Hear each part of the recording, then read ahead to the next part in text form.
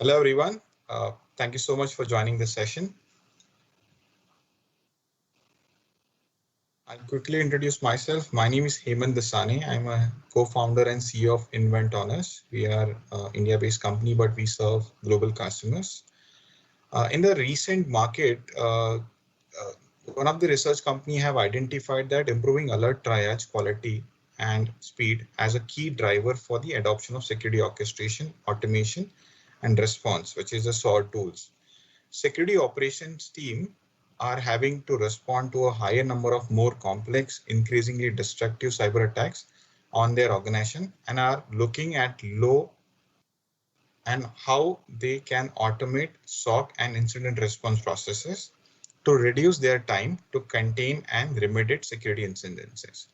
So to introducing our topic quickly, by integrating the security orchestration, automation, and response capability or a platform with SIM, it's going to help the organization security teams and they can build very market leading threat management solution that covers the decision, detective, investigation, remediation of threat across a wide range of cyber use cases. The technology integration between the two solutions allows the security analyst or your SOC team member to quickly and efficiently escalate suspected offenses from SIM to a SOAR solution, triggered additional automated enrichment, and drive the full investigation process. As the incident evolves, all the information is synchronized between your SIM solution as well as SOAR, ensuring full data integrity, and any new information uncovered by SOAR is fed back to the SIM solution. So it improves the overall detection process. So what is SOAR? SOAR is basically security orchestration, automation, and response. The terminology is adopted and is an approach to a security operation and incident response used today to improve security operation efficiency, efficacy, and consistency. To better understand what it means, let's look at the components separately. So there are three components here we are talking. First component is a security orchestration, where the coordination of various disparate security tools and technology being used with the tool stack, typically various vendors you have in the organization, to seamlessly integrate and communicate with each other to establish repeatable, enforceable, measurable, and effective incident response process and workflows. So people and processes must also be orchestrated properly to ensure the maximum efficiency. Second component is security automation, the method of automatically handling tasks and processes without the need of manual intervention, reducing the time these takes by automating repeatable processes and applying machine learning methodologies to appropriate tasks. Automation usually takes place through the use of playbooks and runbooks. So there's a quick difference between playbook and runbook.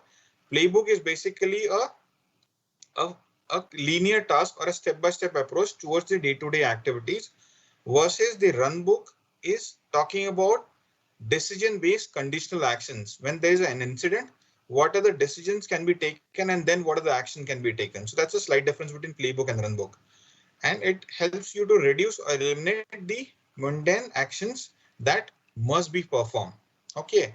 And the third component here is security response, the approach to addressing and mapping the security incident once an alert have been confirmed, including triage, containment, remediation, and many more steps. Today, many actions such as quarantine files, disabling the access to the compromised accounts, to name a few, are performed automatically. So the incident that once posed a real threat can be quickly resolved. So what are the important capabilities of SOAR? First is threat and vulnerability management. These technology support or the capabilities supports the remediation of vulnerabilities in the environment. They provide formalized workflows, reporting, and collaboration capabilities with your vulnerability management tools. Second, security incident response. These technologies of SOAR or capabilities of SOAR support how an organization plans, manages, tracks, and coordinate the response to a security incident. And the third component here is security operations automation. These technologies or capabilities support the automation and orchestration of workflows, processes, policy and execution and reporting. So just a fun card, like someone receiving a memo from a regulatory authority and they're saying that who will protect your business, and it's basically we are the people who have to protect our business. So let's understand quickly what are the security requirements of any kind of organization. So what I've done here is I have segregated various kind of enterprises into three categories: small, medium, and large, and listed out certain key services here. There can be limited services or more services. I have identified certain services with my experience and the research I have done. So in these services, there are two key important services are required for any kind of organization, whether it's your startup or a mid-size or a big enterprise. First is the infra security operations, which is very key component for any company to ensure the security of their infrastructure or the technology stacks. And second is the risk management process. It's a program which you have to define within your organization to address all of your minimum security requirements in the organization. Rest of the services are the suggestions and can be tweaked as per the needs of the organization. So, I mean, if you want, you can list it down. We are going to share the presentation later as well. So let's understand what are the security challenges which are actually beyond the technology or the technology factors. There are 5 which I've listed down here. First is the understaffed SOC capabilities or the SOC operations. In case of only SOC operations, however you try hard, you will always have lack of people who are running your SOC operations. And that basically leads to an internal inefficiency and analytical and running the operations successfully. Correct. Second challenge here is the overwhelm with the alerts, which are disparate security products sending it to your SOC environment. Lot of tools. I mean, on an average, what I heard and seen is that you will have at least 10 to 15 various kind of vendor in the mid-size and small-size organization. In the large organization, that number can increase. And they are sending continuous alerts to your SOC centers, and your team is not capable to do the analysis on their own if your SIM solution or the SOC do not have the capability to perform those automation. Third challenge here is unable to keep pace with the current threats. As we know that day to day, we have been looking after various new threats and the zero-day attacks. So there is always a gap between the skill set required to address those kind of vulnerabilities or the threats in the environment and address overall efficiency of your processes. Hence, the process latency is going to impact your overall SOC operations. The fourth challenge here is the cloud migration imposes new requirement on the SOC.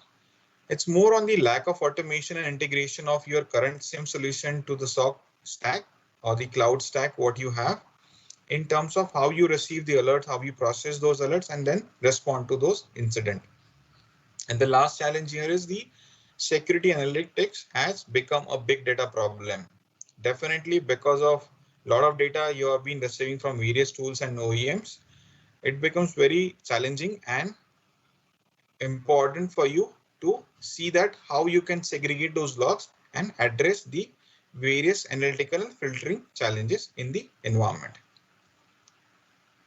So one of these study has been identified that 1 in 4 organization possesses various kind of risk factors and they are at the risk of major breach in next 24 months. This can be reduced if you're looking at the various different kind of industries, but this is generalized.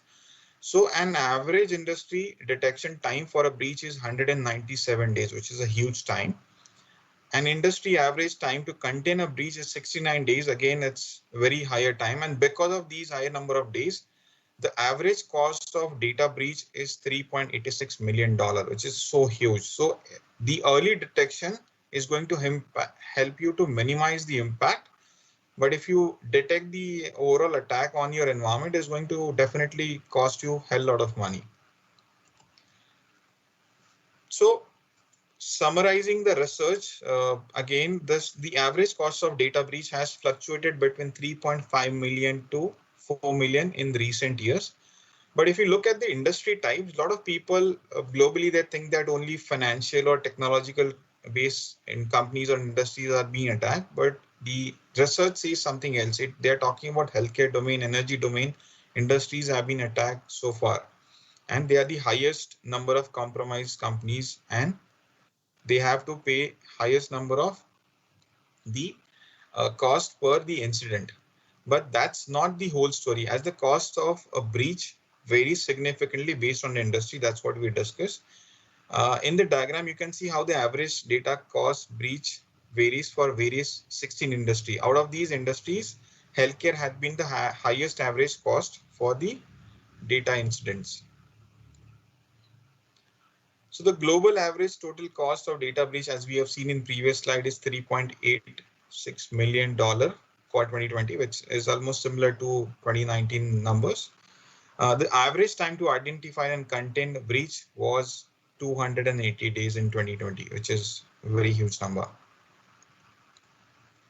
So to summarize, your organization should look beyond the basics of services such as automation, advanced reporting, defining KPIs and KRIs, threat hunting and deceptions, advanced case management, advanced security analytics, and advanced threat intelligence.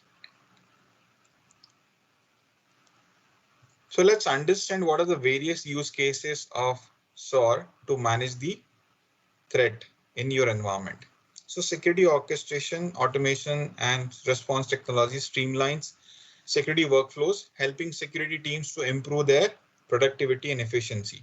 The technology can be used to automate up to about, let's say, 80 to 90% of a security team's manual task and address a wide range of use cases. So let's understand what are the use cases and in detail. I'm going to cover a couple of important use cases out of this list. And if you want to discuss in detail about each use cases, we can connect later. So first is about phishing. According to one of the research, phishing attacks plays a role in 92% of security breaches, and everyone can agree to that point. So the primary objective behind any phishing attack is to trick the victims into sharing sensitive or confidential information, such as corporate network credential, credit card information, email credential. Attackers employ social engineering techniques to manipulate their target into clicking a malicious link or downloading a malware or a malicious file. At times, attackers disguise themselves as a trusted individual or organization uh, for manipulating the victims into the voluntary selection of those utilization of those URLs or clicking on it, revealing confidential information. If its phishing attempts has been successful and the organization has not been able to detect the phishing attack, the extent of potential damage widens substantially. So what organizations should be doing? Organizations are experiencing high volume of these potential phishing emails being reported. It's good that a lot of people are being aware about how they can report the incident and they're doing it. But it also job of your security teams to investigate these all phishing attacks in detail. So investigating phishing emails is a tedious work and involves passing off every indicators to determine if it is legitimate or not. So in this scenario, a SOAR platform can automate these tasks with a playbook, a day-to-day activity that automatically passes out indicators and verifies if they are truly malicious and phishing attempts. The playbook can also enrich the indicators and perform further analysis to perform the triage and determine what, if any, response actions are to be taken against the phishing attacks. So automated responses can check false positive, block senders email addresses. They can also block malicious indicator and also add the indicators to SIM solution to response and check whether these are false positive or not. So there are certain steps the source solution can perform here, the scanning the attachments and the URL workflows, and we talk about the designated decision points through the SIM solutions. Threat intelligence, lifecycle automation. In threat intel lifecycle, it's a fundamental framework for any kind of fraud, whether it's a physical or a cybersecurity fraud. Uh, it in case of a mature or sophisticated in operations, they're merely helping organization if it is not properly handled. So at a high level, the threat intelligence lifecycle outlines the core steps to apply and uphold high standard at the data hygiene necessary to confidently draw the conclusion and take actions on the data breaches. So the iterative and adaptable methodology contains 5 phases, which is shown in the diagram, such as planning, direction and collection, analysis, production, and giving feedback to your first stage. So phase 1 is talking about the threat intelligence lifecycle, which is very important step, not just because it's a first step, but it is important to set a purpose and scope for all following intelligence activities. So if you automate entire process of threat intelligence lifecycle management, all 5 phases, you can easily focus on other activities of addressing the incident, and it becomes easy for the security teams to gather the intelligence on a periodic basis automatically.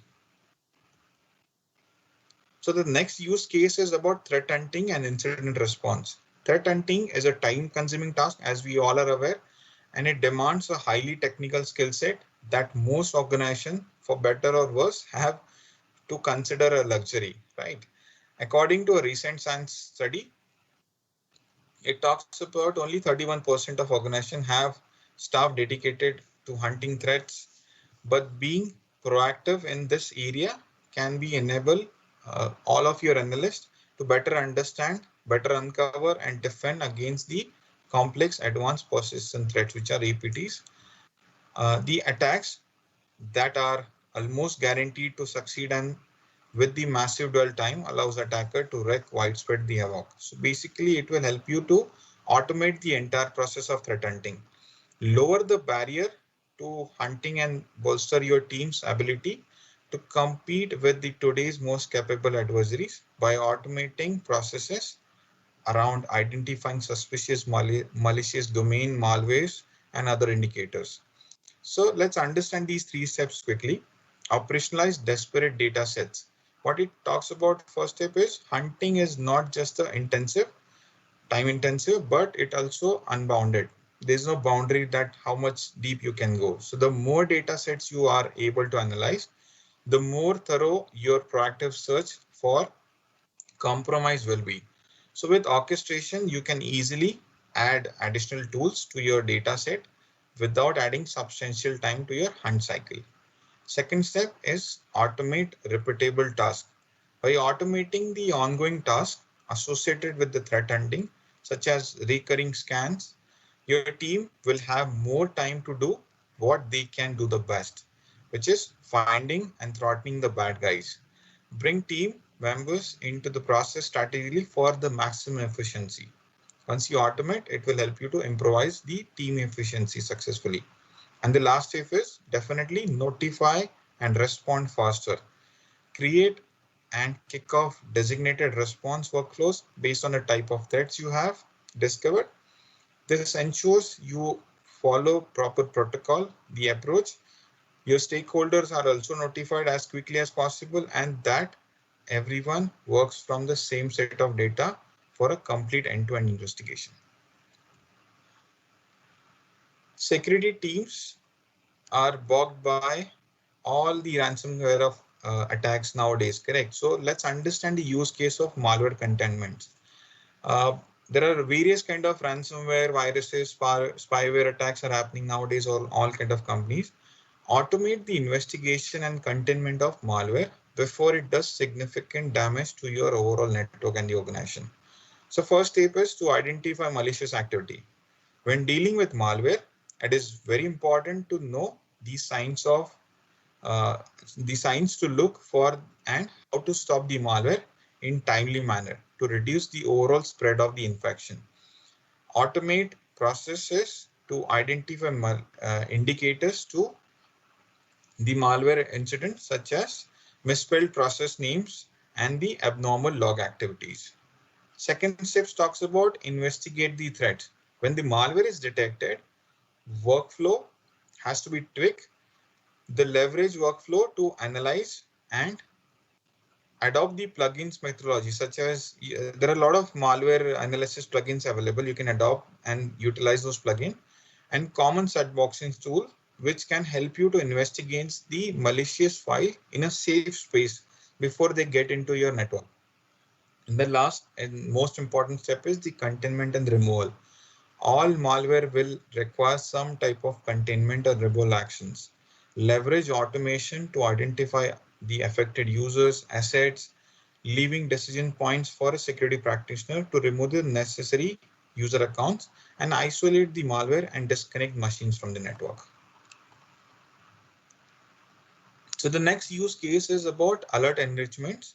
So according to the survey, 44% of security alerts go uninvestigated due to the overwhelming amount of information received by the analyst. So the SOC at the enterprise level organization, as we were discussing in the earlier list of services, at the enterprise level owns an average of 75 different security tools. Bouncing between these tools when the SIM alerts rolls in every day is mind-numbing work that disgusts the tier 1 or the L1 analyst. So orchestration and automation solutions can help you to accelerate detection by enriching the quality of the security alerts you receive and the automatically weeding out many false positive, giving your team more time and greater context to tackle actual threats. So it's going to help your team in terms of automating the L1 task and then focus more on the research part. So what are the quick 3 steps here? First step is to leave the heavy lifting to the machines. For example, in today's scenario, as we talked about 70 of our different security tools, definitely you will receive more than 10,000, 12,000 security alerts on an average per day, right? With your security tools automatically gathering and compiling relevant context about the security events, your team can switch their focus to analyze and respond instead of spending time on manually collecting the data. Correct. Second step is to reduce the noise.